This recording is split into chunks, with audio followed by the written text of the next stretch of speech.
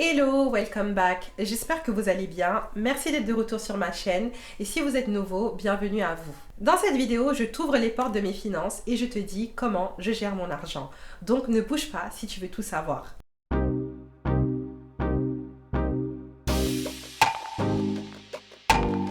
Je vous avais fait une vidéo précédemment sur comment gérer son argent et diversifier ses sources de revenus. Et bien là, dans cette vidéo, on rentre un peu plus dans mon cas spécifique. Il y a quelques années, le schéma était beaucoup plus simple. J'étais salariée et j'avais une source de revenus. Donc il y avait d'un côté le salaire et de l'autre l'épargne.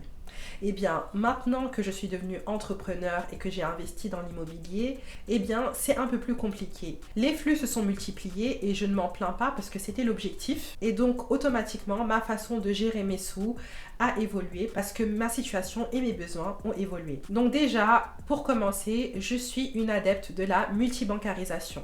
Donc ce terme sophistiqué correspond à quelque chose de très simple. J'ai plusieurs comptes dans plusieurs banques. En fait, c'est vraiment quelque chose qui m'aide à mieux m'organiser. Et l'arrivée ces dernières années de plusieurs banques en ligne qui appliquent peu ou pas de frais est un plus. Et donc déjà, la première banque en ligne dans laquelle j'ai ouvert un compte en dehors de mon compte principal historique, c'est Boursorama, que je trouve juste super. Il n'y a pas plus simple, il n'y a pas de frais, une carte Visa Premier gratuite et une prime de parrainage pour le parrain et le parrainé d'une centaine d'euros. Franchement, que demande le peuple? Le service est au top, c'est facile d'usage, ils sont pas envahissants et je trouve qu'ils donnent de super bonnes informations en ce qui concerne le marché boursier.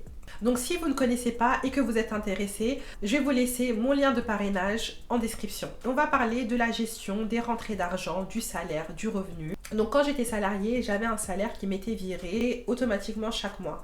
Donc maintenant que je suis entrepreneur, j'ai gardé ce même système. Donc en quelque sorte, je me verse une somme salaire qui correspond à mes besoins financiers pour couvrir mes dépenses et la somme que je mets de côté tous les mois. Pas plus, pas moins. Donc c'est très important de s'établir un cadre. Et le reste de mon chiffre d'affaires reste dans le compte professionnel pour faire vivre la société. Parce que la société a également des besoins. Il y a des frais professionnels, des dépenses, de la TVA, des impôts et j'en passe. Et donc en termes de budgétisation, j'en ai parlé dans ma vidéo sur la gestion financière avec mon outil de gestion financière. Et je budgétise toujours, mais un chouïa moins qu'avant. Parce que les prix se sont tellement enflammés, mes repères ont complètement changé. Donc j'ai des lignes directrices, bien sûr, j'ai des montants maximum, mais je suis un peu plus souple. En fait, je suis en phase d'observation avant de me remettre dans un cadre. Par exemple, j'ai remarqué que les dépenses alimentaires ont juste doublé. Donc ce serait pas réaliste de respecter mon budget que j'avais mis avant, à moins de crever la dalle. Et ça, on n'y peut pas grand-chose. Et je m'estime heureuse de pouvoir me permettre d'avoir cette petite marge pour un peu élargir les choses et m'adapter, parce que c'est pas le cas pour tout le monde. Donc je suis plus dans un mindset, et ça c'est deux mindsets, deux North Star à suivre, et c'est le fait de continuer à vivre en dessous de mes moyens. De continuer à faire attention à mes dépenses, dans le sens d'éviter les dépenses impulsives et de toujours prendre le temps de la réflexion pour savoir si j'ai vraiment besoin ou bien si je veux vraiment quelque chose avant de l'acheter. Et ça, c'est limite devenu une seconde nature. Donc voilà pour la gestion du salaire. Donc passons à l'épargne. Comme j'avais dit dans ma première vidéo, j'ai deux types d'épargne, l'épargne de sécurité et l'épargne pour les projets. Donc l'épargne de sécurité, c'est l'épargne pour s'il se passe un gros imprévu, par exemple un souci de santé ou un arrêt de mon activité professionnelle soudaine ou même une urgence familiale. Donc je l'ai évalué entre 6 et 12 mois de subsistance. Et quand je dis subsistance, je fais référence à suffisamment d'argent pour payer mon loyer, pour la bouffe et payer l'électricité. Pas plus. On va pas non plus compter le shopping, etc. Et dans mon cas, je suis partie plutôt sur 12 mois, tout simplement parce que je suis entrepreneur et la vigilance doit être renforcée. Parce que c'est pas le même cadre et la même sécurité que quelqu'un qui est salarié en CDI par exemple. Et donc cet argent est placé dans un livret d'épargne classique où l'argent est disponible très rapidement. Donc tous les livrets vous connaissez, livret A, LEP, LDD, etc. Et je pense que dans le cas d'un salarié, 6 mois, c'est suffisant. Et après, on a le deuxième type d'épargne, donc ça c'est l'épargne pour les projets. Et donc c'est là où je mets les sous pour tous les projets perso ou pro, que ça soit des belles vacances ou d'autres projets d'investissement, des projets entrepreneuriaux, etc. Et là, j'y mets tout ce que je peux. Donc voilà pour l'épargne. Passons à la gestion des rentes immobilières. Comme je vous l'ai dit dans toutes mes vidéos précédentes, l'immobilier locatif est devenu ma seconde source de revenus. Et donc je génère des profits à travers cette activité. Qu'est-ce que j'en fais? Mes rentes immobilières vont dans un compte dédié où je peux avoir une visibilité histoire de ne pas se perdre dans le compte courant parce que ça, c'est jamais bon et ça finit par s'évaporer dans l'air comme de l'eau. Et donc, ces sous que me rapporte cette activité, je l'utilise tout d'abord pour payer toutes les charges et tous les frais qui sont liés à cette activité et aux biens immobiliers. Donc, remboursement, assurance, honoraires de la femme de ménage, fourniture, matériel, impôts, comptabilité, etc.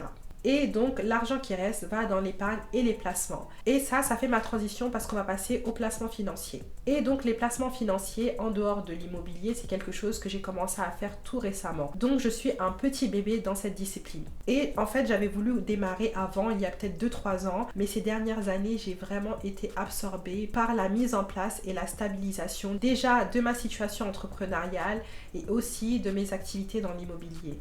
Ça faisait déjà beaucoup, il fallait que j'ai un peu de recul sur cette situation pour pouvoir faire autre chose. Et maintenant que c'est fait, je commence sérieusement à me pencher sur les placements financiers, notamment en bourse. Et donc j'ai commencé par ouvrir un PEA, un plan épargne action, tout récemment, en gestion déléguée. Donc c'est des professionnels qui vont s'occuper de faire des placements par rapport à mon appétence au risque. Et comme vous commencez à me connaître, enfin j'espère, à travers mes différentes vidéos, vous savez bien que je suis quelqu'un qui aime faire les choses par moi-même. Donc je vais prendre le temps de me renseigner et de bien me former dessus. Et au fur et à mesure, je vais prendre la main. Et donc, je vous en reparlerai quand j'aurai plus d'expérience. Parce que dans cette chaîne, on n'est pas des marchands de tapis avec tout le respect que je dois à cette profession.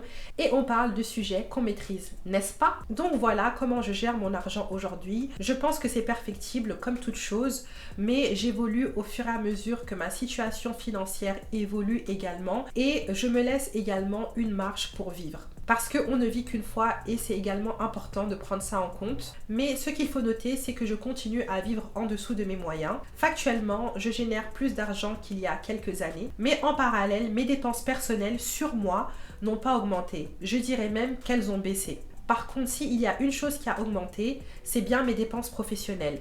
Parce qu'on n'a rien sans rien et si on veut passer au niveau supérieur, ça demande de l'investissement et notamment financier. Donc voilà, les temps sont durs, on le sait tous. L'objectif, c'est d'optimiser sa manière de dépenser sans forcément impacter sa qualité de vie parce que c'est primordial. De savoir sécuriser ce qu'il faut, prendre des risques maîtrisés pour gagner en liberté et en sérénité. Parce que même la liberté a un prix, malheureusement. Donc c'est ma façon de gérer. Je ne suis pas spécialiste en marché financier, juste une consultante en gestion de projet et en business qui partage ses expériences et des conseils.